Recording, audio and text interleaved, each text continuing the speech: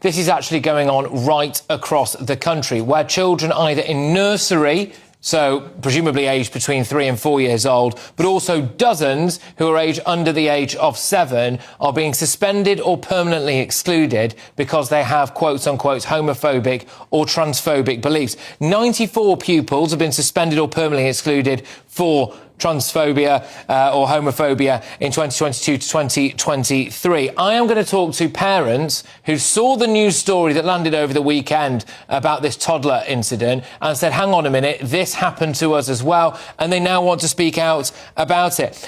There's also an anecdotal incident that has come to my attention, someone raised it to me, involving race as well, where a young child who was about 4 years old at the time, who was white and blonde, was presented with a series of dolls that they were told to play with by their particular teacher.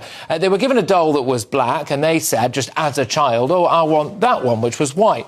They were then reported for racism, and their parents were brought into school to talk about it. And this is really what I want to drill down on. Not just the fact that this is happening right across the country, Martin, but also the fact that it has knock-on effects for parents. Because then they start asking questions about, well, where is the child getting this from? What kind of conversations are you having in the home? And before you know it, social services can be involved. Other parents at the school gate start talking about whether or not you're a racist or you're a transphobe, and you're passing these views on to children. For children saying things that are just genuine. For example, one child who was aged about 6 years old, who was a boy, saw that another boy in his class was turning up to school wearing a dress.